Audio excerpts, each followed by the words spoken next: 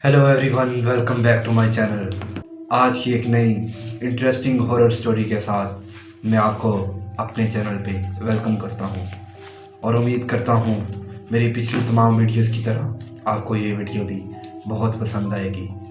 और वीडियो अगर पसंद आए तो वीडियो को लाइक करें, चैनल को सब्सक्राइब करें और वीडियो को ज़्यादा से ज़्यादा शेयर भी करें। आज का जो वाक़या मैं आपको सुनाने जा रहा हूँ ये हमारे एक दोस्त हैं गुजरावाला से, आरिफ भाई, उन्होंने सेंड किया है और उम्मीद करता हूँ आपको ये वीडियो भी बहुत अच्छी लगेगी। उनका वाक़या गौर से सुनिएगा और आखिर पे अपनी राय का इजहार कमेंट बॉक्स में लाजमी करिएगा। ये आज से तकरीबन 2 साल पहले का वाक़या है। मैं अमूमन कब्रिस्तान से दिन और रात के वक़्त गुजरा करता था। कब्रिस्तान के बीचों बीच एक कच्चा रास्ता बना हुआ था जो मेरे दोस्त के घर की तरफ जाने के लिए एक शॉर्टकट था। एक दिन हम 3 दोस्त बाइक पर सेम उसी रास्ते से गुजर रहे थे और गालबन 12 साढ़े 12 का टाइम था। हम अकेले थे क्योंकि उस दिन हमें ज़रा लेट हो गई थी। हम तीनों लड़के एक ही बाइक पर थे।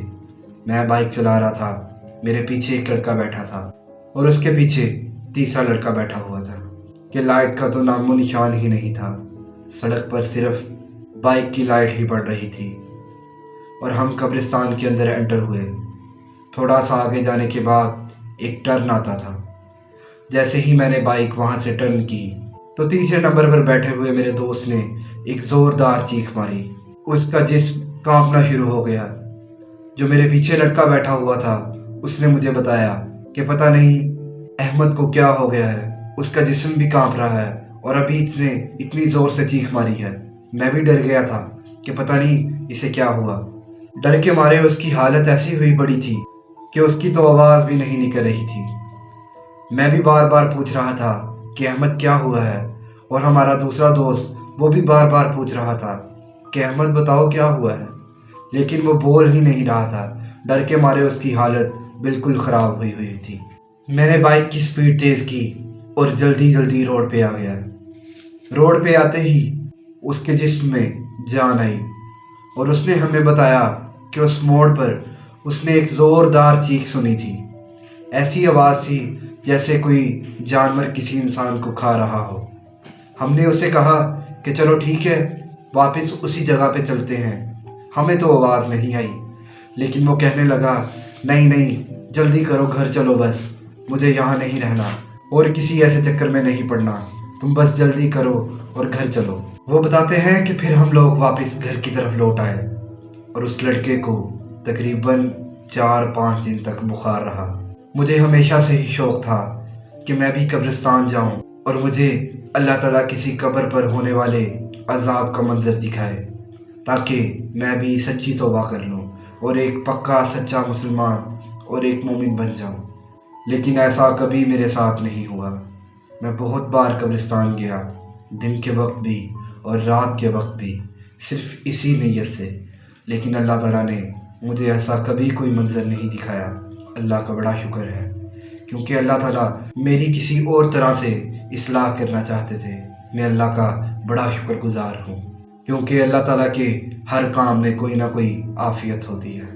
आरिफ भाई बताते हैं कि जब हम तीसरे दिन उसके घर दोबारा गए, अपने उसी दोस्त के घर जो उस दिन कब्रिस्तान में डर गया था, तो वो अजीब तरीके से रिएक्ट कर रहा था।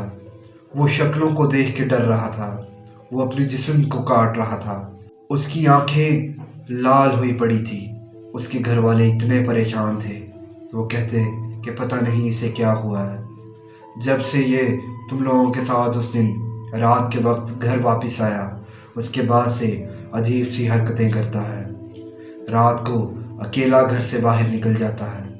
इसकी वजह से हमें रात को ताला लगाना पड़ता है और अब तो कंडीशन ऐसी हो गई है कि सारा दिन हम इसे कमरे में बंद कर देते हैं और ताला लगा देते हैं। अल्लाह बेहतर जाने इसके साथ क्या मामला हुआ है। और इसे ना तो पता चलता है कि मैं इसकी माँ हूँ, ना इसे अपने बाप का पता चलता है, ना ही बहन भाइयों का और ना ही अपने दोस्तों को पहचानता है। अल्लाह ही बेहतर जाने इसके साथ क्या मामला हुआ। जब उसकी अम्मी ने हमसे बहुत ज़्यादा पूछा कि बताओ اس کے ساتھ کیا ہوا ہے۔ تو ہم نے اس دن جو معاملہ ہمارے ساتھ پیش آیا ان کو بتایا، تو وہ ہمیں بہت ڈانٹی کہ تم لوگوں کو نہیں چاہیے تھا کہ رات کی اس پہر قبرستان جاتے۔ یہ کہتے ہوئے ان کی آنکھوں سے آنسو آنے لگ گئے تھے، اور احمد کی جو کنڈیشن تھی وہ اپنے آپ کو کاٹ رہا تھا۔ ہماری بھی دیکھ کر آنکھیں بھر آئی تھی، اور ہم نے فیصلہ کیا ہم جلد ہی اسے کسی نہ کسی بزرگ کے پاس لے کے جائیں گے۔ ہم اگلے ہی دن احمد کی امی، اس کے ابو، میں اور میرا ایک دوست، ہم چاروں لوگ احمد کو لے کر ایک بزرگ کی طرف چلے گئے۔ اس نے جب احمد پر کچھ چیزیں دم کر کے پھونک ماری تو احمد کے اندر ایک عجیب سی چیز نمودار ہو گئی۔ احمد کی آنکھیں الٹی ہو گئی اور اس کی آواز بالکل ہی چینج ہو گئی تھی، اور وہ ایک عجیب سی ڈراؤنی آواز کے اندر باتیں کرنے لگ گیا۔ بابا جی نے پتہ نہیں اس سے کیا پوچھا کیا نہیں پوچھا، وہ ایک الگ بحث ہے، لیکن آخر پہ بابا جی نے ہمیں بتایا کہ اس کے اندر ایک چڑیل کا سایہ ہے۔ جس دن یہ قبرستان گئے تھے اس نے خوشبو لگائی ہوئی تھی، اور جیسے ہی یہ وہاں سے گزر رہے تھے تو ایک چڑیل اس پر عاشق ہو گئی، کیونکہ جنات ایسی چیزوں کو جن میں گوشت، خوشبو وغیرہ انوالو ہوں بہت زیادہ اٹیک کرتے ہیں، تو اس پر وہ حاوی ہو گئی ہے، اور میں اب اس کے اندر سے اس چیز کو نکال دوں گا۔ تو اس بابا جی نے احمد کے اندر موجود اس چڑیل سے مخاطب ہو کر کہا کہ کیا اب تم یہاں سے چلی جاؤ گی؟ تو اس نے کہا جی میں چلی جاؤں گی۔ تو بابا جی نے اسے کہا کہ جاتے وقت اپنی کوئی نشانی دے کر جانا۔ تو جیسے ہی وہ اس کی جسم سے نکلی، احمد کا جسم لاغر ہو کر نیچے گر پڑا، اور اس کے ساتھ ایک مائک کا سٹینڈ پڑا ہوا تھا جو زور سے زمین کے اوپر گرا، جو ایک نشانی تھی کہ اب چڑیل وہاں سے جا چکی تھی۔ جی تو یہ تھا وہ واقعہ جو عارف بھائی نے ہمیں سینڈ کیا تھا، اور میں نے سوچا آپ لوگوں کے ساتھ شیئر کروں۔ امید کرتا ہوں آپ کو یہ واقعہ بھی بہت پسند آیا ہوگا۔